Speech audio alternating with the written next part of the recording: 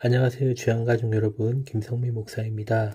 오늘 하루도 자비하신 하나님의 그 은혜 가운데 거할 수 있는 하나님의 축복 가운데 설 수 있는 우리 모두가 되어지기를 주의 이름으로 바랍니다.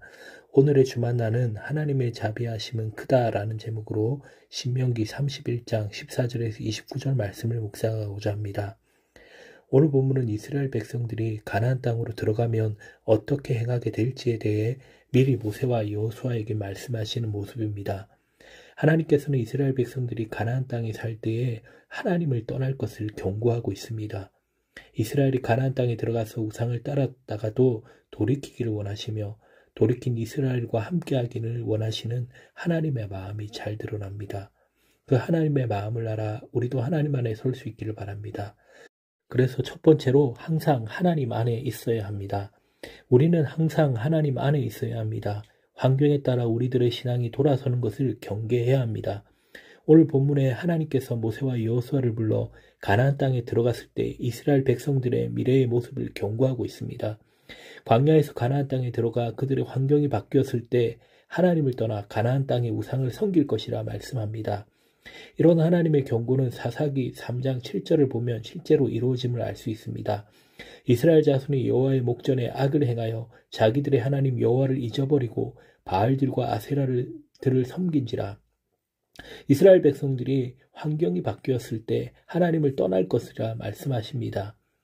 우리들의 신앙은 항상일 수 있어야 합니다. 상황의 변화나 환경의 변화에 의해 우리들의 신앙이 흔들리거나 퇴색되어서는 안 됨을 오늘 본문은 경고하는 것입니다.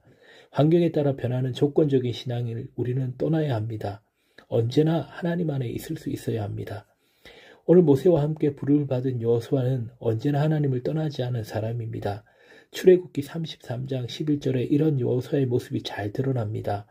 사람이 자기의 친구와 이야기함같이 여호와께서는 모세와 대면하여 말씀하시며 모세는 진으로 돌아오나 눈의 아들 젊은 수종자 여호수아는 회막을 떠나지 아니하니라. 여호수아는 하나님을 떠나지 않았고 여호수아의 신앙은 항상 하나님을 향해 있었습니다. 하나님께서도 이런 여호수아에게 내가 너와 함께하리라고 말씀하십니다. 그렇습니다. 우리의 신앙은 환경을 넘어서야 합니다. 특히 환경이 좋아지기 시작할 때에 고난이 해결될 것 같을 때에 우리는 더욱 넘어질까 조심해야 합니다. 우리 모두도 여호수아와 같이 환경을 넘어 항상의 신앙이 있기를 바랍니다. 둘째로 항상 하나님의 말씀을 곁에 두어야 합니다. 하나님의 말씀은 우리들의 죄를 깨닫게 합니다. 그에 멈추지 않고 하나님의 말씀은 하나님의 사랑을 깨닫게 합니다. 하나님은 가나안 땅에서 음행을 저지를 백성들에게 얼굴을 숨기고 재앙을 내리겠다고 말씀하십니다. 그러면 백성들은 자신들의 잘못을 생각하지 않고 하나님이 그들을 떠나셨다고 말할 것입니다. 하나님은 이를 대비해 모세에게 노래를 써서 이스라엘 자손을 가르치게 하시고 율법책을 언약궤 곁에 두게 하십니다. 하나님께서 노래를 만들어 부르시게 하는 것, 하나님께서 그 노래를 언약궤 곁에 두게 하시는 이유는 이스라엘 백성들을 포기하지 않으시기 때문입니다. 하나님께서 여전히 하나님의 뜻으로 이스라엘 백성들을 이끌어 가십니다. 하나님의 말씀을 곁에 두는 자들은 자신의 죄를 깨닫는 것뿐만 아니라 나를 향한 하나님의 사랑을 알게 됩니다. 하나님께서는 하나님의 말씀을 통해 하나님의 뜻을 이스라엘 백성들에게 그리고 우리들에게 말씀하십니다. 떠나지 않으시는 하나님의 마음, 우리를 이끄시는 하나님의 말씀을 발견하는 시간이 되어지길 원합니다. 그리고 항상 하나님 안에서 서 있는 우리 모두가 되어지기를 주의 이름으로 바랍니다.